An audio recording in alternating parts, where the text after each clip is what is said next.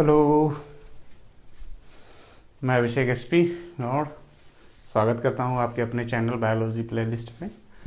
हम लोगों ने जो सीरीज़ शुरू की है ह्यूमन रिप्रोडक्शन की, इसको हम लोग धीरे धीरे ख़त्म करने वाले हैं। आज और कल, शायद परसों, 3 दिन और क्लास इस चैप्टर की रहेगी। बाकी फिर ये चैप्टर पूरी तरीके से ख़त्म हो जाएगा। बाकी जो भी चीज़ें बची रहेंगी, छोटी छोटी चीज़ें, उसको धीरे धीरे हम लोग कवर करते रहेंगे। तो हम लोगों ने लास्ट क्लास में पार्चुरेशन एंड लैक्टेशन, मतलब शिशु के जन्म की प्रक्रिया और माँ उसे दूध कैसे पिलाएंगी उसकी प्रक्रिया को पूरी तरीके से पढ़ के ख़त्म कर लिया था। आज हम लोग इसी चैप्टर का एक इम्पॉर्टेंट टॉपिक है मेंस्ट्रुअल साइकिल, जो फीमेल में होता है प्यूबर्टी के समय। प्यूबर्टी कहने का मतलब जब उनकी एज, आई थिंक समझ लो सीधे सीधे 11 से 13 वर्ष के बीच पहुंच रही है, तो उसमें मेंस्ट्रुअल साइकिल स्टार्ट होता है। तो उसको हम लोग पढ़ेंगे। तो चलो स्टार्ट करते हैं आज के लेक्चर को, जिसका नाम है मेंस्ट्रुअल साइकिल। देखो, ह्यूमन रिप्रोडक्शन का आज का जो टॉपिक है उसको हम लोग क्या कह रहे हैं? Menstrual cycle. यार आज हम कैमरे का पोजीशन नहीं चेक किए, 1 मिनट जरूर देख लें। ठीक है, चल रहा। देखो, इसको क्या बोला जाएगा? Menstrual cycle. तो मेंस्ट्रुअल साइकिल को समझने के लिए हमको 2 चीज़ें समझनी पड़ेंगी। पहला हार्मोनल फेज और दूसरा फॉलिकुलर फेज। मतलब फीमेल के बॉडी में जब मेंस्ट्रुअल साइकिल स्टार्ट हो रहा है तो उसके लिए कौन कौन से हार्मोन जिम्मेदार हैं, और दूसरा हार्मोन के सिक्रीशन के बाद उनकी बॉडी में क्या क्या चेंजेज आएंगे। बॉडी में चेंजेज आने का मतलब मेंस्ट्रुअल साइकिल के कारण ओवरी में क्या फॉलिकल बनेंगे, इन सब चीज़ों की बात हो रही है। तो सबसे पहले हम लोग पढ़ेंगे मेंस्ट्रुअल साइकिल में follicular phase, sorry hormonal phase. तो अगर मैं पहला हेडिंग डालूं इसका हार्मोनल फेज, हार्मोनल फेज मतलब मेंस्ट्रुअल साइकिल को हार्मोन कैसे कंट्रोल करेगा। तो मान लो कोई फीमेल है, कोई क्या है, फीमेल है, तो उसके स्कल में क्या होगा? ब्रेन उसका मान लो इधर होगा। चलो इसको थोड़ा सा बना ही लो रफ यूज समझने के लिए।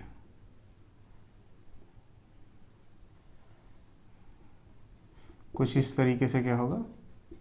उनका ब्रेन होगा। ठीक। और यहाँ बीच में कुछ पोर्शन होंगे जिसमें होगा ग्लैंड। ये मान लो कह रहा है कि किसी फीमेल का ब्रेन है। तो होगा क्या? ब्रेन को, मतलब फीमेल के ब्रेन को हम लोग अगर बीचों बीच से ऐसे डिवाइड कर रहे हैं, तो एक टुकड़ा ये बचा ऊपर वाला इतना, और एक टुकड़ा यहाँ नीचे बचा।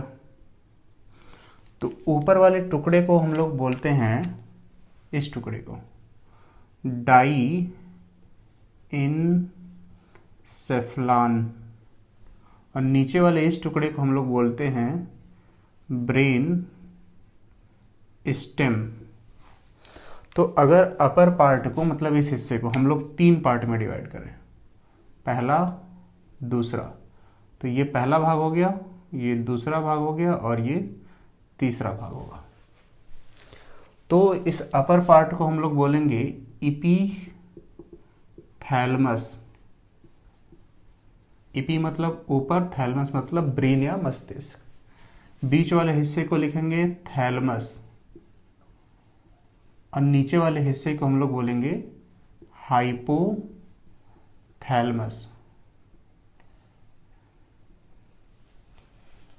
ठीक है। फिर कह रहा है हाइपोथैलेमस वाले हिस्से में एक ग्लैंड है, इस ग्लैंड को हम बोलेंगे पिट्यूटरी ग्लैंड। ये ग्लैंड जो है 2 पार्ट में डिवाइड होगा, जैसे ऐसे है, फीमेल ऐसे है, इस कुछ इस तरीके से। तो इस आगे वाले हिस्से को कहोगे एंटीरियर पिट्यूटरी ग्लैंड, पीछे वाले हिस्से को कहोगे पोस्टीरियर पिट्यूटरी ग्लैंड। क्या हो जाएगा? एंटीरियर पिट्यूटरी ग्लैंड और posterior pituitary gland.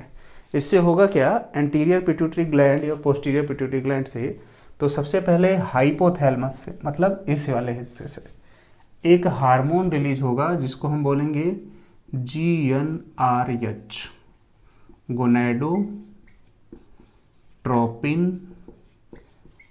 Releasing hormone. पूरा नाम क्या है इसका, गोनेडोट्रोपिन रिलीजिंग हार्मोन। तो कोई फीमेल है, ये प्यूबर्टी के टाइम पे है, कहने का मतलब 11 से 13 वर्ष के बीच में है एज में। तो सबसे पहले इनके ब्रेन के हाइपोथैलेमस की पोजीशन आप लोग समझ गए होंगे, एक हार्मोन रिलीज हो रहा है जिसको कह रहे हो GnRH या गोनेडोट्रोपिन रिलीजिंग हार्मोन। तो जैसे ही ये हार्मोन रिलीज होगा, ये हार्मोन कार्य करेगा किस पर, एंटीरियर पिट्यूटरी ग्लैंड पे। मतलब ये जो GnRH है ये काम कर रहा है किस पे, एंटीरियर पिट्यूटरी ग्लैंड पे, जिसके कारण इससे 2 हार्मोन रिलीज होंगे। एक को बोलोगे FSH, एक को बोलोगे LH। इसको पूरा कहते हो फॉलिकल स्टिमुलेटिंग हार्मोन, और दूसरे को बोलोगे ल्यूटिनाइजिंग हार्मोन। तो जैसे ही ये दोनों हार्मोन रिलीज होंगे, इनमें होगा क्या, सर्कुलेशन, ब्लड के साथ सर्कुलेट होकर ये कहाँ पहुंचेंगे, ओवरी तक। तो जैसे ही ये हार्मोन ओवरी में पहुंचेगा, ये बनाएगा क्या ओवरी में, फॉलिकल। ठीक, तो ओवरी का स्ट्रक्चर हम लोग पढ़े ही थे। ऐसे मान लो ये कहाँ है, ये वाला स्ट्रक्चर, ये फीमेल सेक्स ऑर्गन में है। ऐसे मान लो ये फिंगर लाइक प्रोजेक्शन वगैरह, और यहाँ क्या है, ओवरी। तो इस साइड भी होगा ऐसे फिंगर लाइक प्रोजेक्शन, और यहाँ भी क्या है, ओवरी। तो इस ओवरी को हम लोग देख रहे हैं। तो हो क्या रहा है, ये क्या है, ओवरी। तो ओवरी में जो सेल्स होते हैं उन्हें कहते हैं क्या, ओवोगोनियम। तो जैसे ही FSH रिलीज होगा, ये चेंज हो जाएगा किसमें, प्राइमरी फॉलिकल में। किसमें चेंज होगा, प्राइमरी फॉलिकल में। फिर ये चेंज होगा किसमें, सेकेंडरी फॉलिकल, सेकेंडरी फॉलिकल में। फिर ये सेकेंडरी फॉलिकल चेंज होगा किसमें, ग्राफियन फॉलिकल में। और ग्राफियन फॉलिकल के बीच में ही क्या है, अंदर की तरफ सेकेंडरी oocytes, सेकेंडरी oocytes। और इसमें होंगे ब्लड वेसल्स, रेड वाले को मान लो आर्टरी और ब्लू वाले को मान लो क्या, वेन्स। इसमें होगा क्या, डीऑक्सीजनेटेड ब्लड, जिसमें ऑक्सीजन कम होगा, CO2 क्या होगा, मैक्सिमम। और ऑक्सीजनेटेड में होगा आर्टरी में होगा ऑक्सीजनेटेड ब्लड, जिसमें O2 मैक्सिमम, CO2 क्या होगा, मिनिमम। हालांकि उससे कुछ लेना देना नहीं है। तो कह रहा सबसे पहले मेंस्ट्रुअल साइकिल में जैसे ही फीमेल प्यूबर्टी में पहुंचेंगे, उनके बॉडी से कुछ हार्मोन रिलीज होंगे, क्या होने के लिए, मेंस्ट्रुअल साइकिल स्टार्ट होने के लिए। तो फीमेल के हाइपोथैलेमस से सबसे पहले रिलीज होगा GnRH या गोनेडोट्रोपिन रिलीजिंग हार्मोन। ये काम करेगा एंटीरियर पिट्यूटरी ग्लैंड पर, जिससे एंटीरियर पिट्यूटरी ग्लैंड से 2 हार्मोन रिलीज होंगे, FSH या फॉलिकल स्टिमुलेटिंग हार्मोन, दूसरा सेकेंड LH हार्मोन जिसे ल्यूटिनाइजिंग हार्मोन कह रहे हो। फॉलिकल स्टिमुलेटिंग हार्मोन क्या किस पे काम करेगा, ओवरी में जो ओवोगोनियम की कोशिकाएं हैं उस पर, जिससे प्राइमरी, सेकेंडरी और ग्राफियन फॉलिकल का निर्माण होगा, जिसके बीच में क्या होगा, सेकेंडरी oocytes। अब ये इतनी चीज़ें होने के बाद हम लोग पढ़े थे क्या, देखो ओवरी से इमेच्योर ओवा मतलब सेकेंडरी oocytes निकल कर जाता है कहाँ, फैलोपियन ट्यूब में, फैलोपियन ट्यूब में। और इसके जाने की क्रिया को हम लोग क्या बोलते हैं, ओवुलेशन।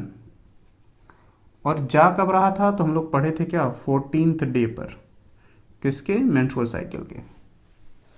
तो यहां से अब क्या होगा, LH हार्मोन काम करेगा, क्योंकि 14th डे पर ओवरी से क्या रिलीज होगा, LH हार्मोन। और जैसे ही LH हार्मोन रिलीज होगा ओवरी से सेकेंडरी oocytes कहाँ चला जाएगा? फैलोपियन ट्यूब में। और इसी प्रोसेस को हम लोग क्या कहते हैं? ओवुलेशन। तो LH हार्मोन कार्य करता है किस पे? ओवुलेशन के प्रोसेस में, जिसके कारण ओवरी से ओवम निकल कर चला जाता है फैलोपियन ट्यूब में। तो ये होगा उसका हार्मोनल फेज मेंस्ट्रुअल साइकिल का। अब कह रहा है कि इसको हम लोग थोड़ा सा ग्राफिकल समझे कैसे होता है। इतनी चीज़ें अच्छे से आप लोग समझ गए होंगे। कोई फीमेल है, उनके बॉडी में मेंस्ट्रुअल साइकिल स्टार्ट होना है, तो कुछ हार्मोन पहले रिलीज होंगे, तब जाके मेंस्ट्रुअल साइकिल स्टार्ट होगी, और वो हार्मोन कुछ इस तरीके से रिलीज होंगे। अब हम लोग थोड़ा सा इसको डिटेल में समझें, तो इसको पहले मिटाया जाए। देखो हम इसको मिटा रहे हैं। अब इतनी चीज़ें आप समझ गए होंगे।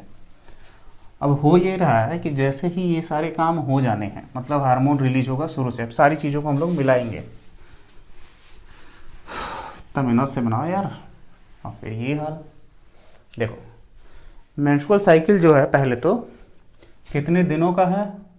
28 से 29 दिनों का। ठीक, इसमें एक आ रहा है क्या? हार्मोनल फेज, जिसमें हार्मोन्स वगैरह रिलीज होंगे। दूसरा आएगा फॉलिकुलर फेज, जिसमें फॉलिकल वगैरह बनेंगे। दूसरा मेंस्ट्रुअल साइकिल स्टार्ट कब हो रहा है? स्टार्ट कब हो रहा है? प्यूबर्टी के समय, परिपक्वता के समय। और प्यूबर्टी को 11 से 13 ईयर्स मान लो किसी भी फीमेल का। दूसरा कितने दिनों तक रह रहा है? कितने डेज तक? तो 3 to 5 डेज। ठीक, कितना गिनते हो? तो इतनी चीज़ें इसमें हो गई किसमें? मेंस्ट्रुअल साइकिल में, कॉमन जो जाननी चाहिए। दूसरी चीज़, इसको थोड़ा सा हम लोग समझे अब ग्राफिकल, जैसे बुक में दिया है। तो मान लो ये बना रहे हैं हम, क्या यहाँ बना रहे, थोड़ा सा नीचे इतना, ये दूसरी लाइन, ये मान लो तीसरी लाइन। तो मेंस्ट्रुअल साइकिल स्टार्ट हो रहा है कब? फर्स्ट डे पे। बीच वाली लाइन क्या होगी? 14th day. और इंड लाइन क्या होगी? 28 या 29 डेज पर। नीचे भी डेज कर लो। ठीक। अब हो क्या रहा है? कह रहा है कुछ काम ओवरी में होगा और कुछ काम फैलोपियन ट्यूब में ओवुलेशन के टाइम पे होगा। तो हम लोग समझे थे कि फीमेल के ब्रेन से कैसे कैसे हार्मोन रिलीज होता है। तो कह रहा है सबसे पहले एक हार्मोन रिलीज होगा जिसको हम लोग बोलेंगे FSH। क्या बोलेंगे? FSH। लाइन अगर ऊपर है मतलब वो हार्मोन रिलीज हो रहा है, स्ट्रेट है नहीं रिलीज हो रहा है। तो कह रहा है सबसे पहले एक हार्मोन रिलीज होगा जिसको हम लोग क्या कह रहे हैं? FSH। कहाँ से रिलीज हो रहा है? ये सारी चीज़ें इसके पहले हम लोग समझ चुके हैं। तो कह रहा है कि ओवरी में एक सेल है जिसको कहते हैं हम लोग क्या? ओवोगोनियम। क्या सेल है? ओवोगोनियम। जैसे ही FSH रिलीज होगा पहले दूसरे दिन, क्योंकि 2-3 दिनों तक रिलीज होना फिर स्टॉप हो जाएगा, तो इसमें फॉलिकुलर फेज आएगा। तो सबसे पहले जो बनेगा उसे कहोगे क्या? Primary follicle. दूसरा जो बनेगा सेकेंडरी फॉलिकल। तीसरा जो बनेगा ग्राफियन फॉलिकल। और उसी के अंदर क्या है? Secondary oocytes। तो इसके बनने में लगभग कह रहा है कि मान लो ये पहला फर्स्ट डे है, मान लो यहाँ पे, सेकेंड, थर्ड, फोर्थ, फिफ्थ, 6, 7, 8, 9, 10, 11, 12, 13, 14। तो लगभग 13 दिनों का समय हो जाएगा। फिर 14वें दिन के आसपास या 13वें दिन के आसपास थोड़ा सा क्या रिलीज होगा? FSH, जो कि फॉलिकल पूरी तरीके से क्या हो रहे होंगे? मैच्योर हो रहे होंगे। और ये सारे काम कहाँ हो रहे थे? ओवरी में। इसके पहले हम लोग देखे थे, ये बना के अभी यहाँ पे। फिर कुछ दिनों बाद होगा क्या, यहाँ से एक और हार्मोन रिलीज होगा, क्योंकि FSH रिलीज हुआ है तो अब LH भी रिलीज होना है। चलो FSH को हम ब्लैक से लिख देते हैं, क्योंकि ब्लैक वाला ही था वो FSH, और रेड वाले को मान लो LH। ये रिलीज हुआ और फिर ये क्या हो गया, रुक गया। तो जैसे ही FSH रिलीज हो रहा है 14th डे पर, तो ओवरी में जो सेकेंडरी oocytes है ये निकल कर कहाँ चला जाएगा, फैलोपियन ट्यूब में। और इस प्रोसेस को क्या कहते हो, ओवुलेशन। अब फैलोपियन ट्यूब में जब ये जा रहा है तो इसके चारों तरफ कुछ सेल्स होंगे। ये क्या है, सेकेंडरी oocytes है। उन सेल्स को हम बोलेंगे क्या, ग्रेनुलोसा सेल। इससे बनना क्या है, कार्पस ल्यूटियम। और कार्पस ल्यूटियम से क्या रिलीज होगा, 2 हार्मोन, प्रोजेस्टेरॉन और एस्ट्रोजन। क्या रिलीज हो रहा है, 2 हार्मोन, एक हो गया एस्ट्रोजन, दूसरा हो गया प्रोजेस्टेरॉन। तो पहले दिन क्या रिलीज हुआ, FSH। ओवोगोनियम से प्राइमरी सेकेंडरी ग्रेफियन फॉलिकल बना, जिसके अंदर क्या है, सेकेंडरी oocytes। 13वें से बीच थोड़ा सा FSH रिलीज हुआ, फॉलिकल पूरी तरीके से बन गया। 14वें दिन LH हार्मोन रिलीज हुआ, जिसके कारण ओवरी से ओवम निकल कर चला गया फैलोपियन ट्यूब में, और इस प्रोसेस को कह रहे हो ओवुलेशन, जिसके कारण ओवम के या इमेच्योर ओवम के या सेकेंडरी oocytes के चारों तरफ जो सेल्स थे उसे बोला गया ग्रेनुलोसा सेल, जिससे बन गया कार्पस ल्यूटियम। और कार्पस ल्यूटियम से 2 हार्मोन रिलीज हुए, जिसे कहा गया प्रोजेस्टेरॉन और एस्ट्रोजन। अब इतना होने के बाद कह रहा ओवरी से और यूट्रस से ये जो दोनों हार्मोन है काम करेंगे उस पर। तो जो कह रहा है कि प्रोजेस्टेरॉन है, प्रोजेस्टेरॉन हेल्प करेगा प्रेगनेंसी में, और वो रिलीज होता है कहाँ से, यूट्रस से। देखो मान लो कह रहा है कि ये हो गया क्या, प्रोजेस्टेरॉन, ये हो गया क्या, एस्ट्रोजन, और नीचे वाली लाइन को हम लोग थोड़ा सा बना ले रहे हैं ऐसे, ये हो गया क्या, एंडोमेट्रियम वाले से नीचे से बना लो, ठीक। तो कह रहा है कि यूट्रस से प्रोजेस्टेरॉन और ओवरी से एस्ट्रोजन। तो प्रोजेस्टेरॉन कब रिलीज हो रहा है, 14th डे के आसपास। फिर रिलीज होना बंद, फिर कब रिलीज हो रहा है, लास्ट में। लास्ट में मतलब 28-29 डे के लगभग 27-26-27 के आसपास। और ओवरी से एस्ट्रोजन कब रिलीज हो रहा है, 14th डे के बाद।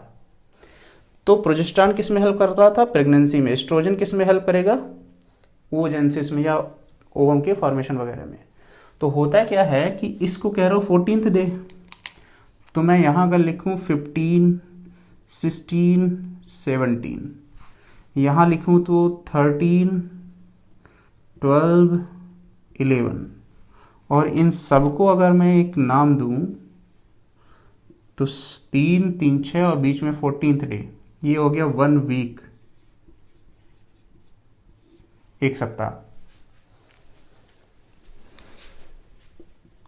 क्या हो गया, 1 वीक। अब हो क्या रहा है इस टाइम पे, ओवुलेशन। तो हो गया कि अगर इस 3 दिन बाद या 3 दिन पहले भी हो सकता है। तो अगर इस बीच में सेक्सुअल कांटेक्ट होगा, मेल फीमेल में इंटरकोर्स होगा, तो फर्टिलाइजेशन के चांसेस बहुत ज़्यादा होंगे। मतलब अगर कह रहा है किसी फीमेल को प्रेगनेंसी कैरी करना है तो इस दिनों में ही सेक्सुअल कांटेक्ट या कोइटस या जो बोलो का प्रोसेस करना पड़ेगा। होगा क्या, क्योंकि इसी टाइम पे क्या हो रहा है, ओवम रिलीज हो रहा है सेकेंडरी oocytes, और ये सेकेंडरी oocyte कंप्लीट ओवम कब होगा, जब स्पर्म यहाँ पहुँचेगा और अपने सेंट्रियोल को देगा तो ये मैच्योर हो जाएगा। तो हो जाएगा क्या, फर्टिलाइजेशन। और ये हो कहाँ रहा है, फैलोपियन ट्यूब में। तो ओवरऑल इसको अगर हम लोग डिवाइड करें कितने फेज हैं, तो इसको डिवाइड कर सकते हैं हम लोग 4 फेज में। तो पहले हिस्से को हम लोग कहते हैं मेंस्ट्रुअल फेज,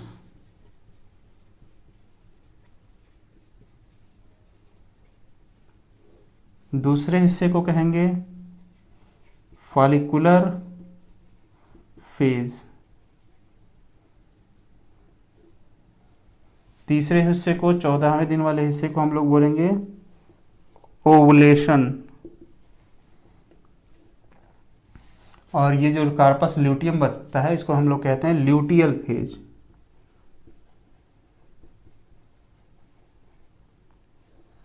तो इस तरीके से पूरे 28 दिनों को हम लोग वन वीक में ये पहला, दूसरा, तीसरा और चौथा 4 स्टेप में डिवाइड करते हैं। इस स्टेज में क्या होगा, इस स्टेज में होता है, कट तो नहीं गया है, नहीं कटा नहीं है। इस स्टेज में होगा क्या, ब्लीडिंग, क्योंकि इंडोमेट्रियम इसके पहले क्या हो रहा होगा, इसके पहले वाले साइकिल में क्या हो रहा होगा, इंडोमेट्रियम इसके पहले वाले साइकिल में हो गया है मैच्योर, पूरी तरीके से थिक हो गया है। तो जब ब्लीडिंग होगा तो उसके ब्लड वेसल्स क्या होंगे, रप्चर्ड होंगे, पूरा क्या होंगे, रप्चर्ड, टूटते हुए इंडोमेट्रियम वाला लेयर को, जिसके कारण इसमें क्या होगा, ब्लीडिंग होता रहेगा। और वो कितने दिनों तक रहेगा, 3 से 5 दिनों तक। तो ये पूरा क्या है, मेंस्ट्रुअल साइकिल। चलो समझ में आया होगा, अच्छा लगा। थोड़ा आज मुझे लग रहा है क्वालिटी कम है इसका, तो देखते हैं इसको सुधार की जा रही है। ठीक है, फिर मिलते हैं कभी, बाय।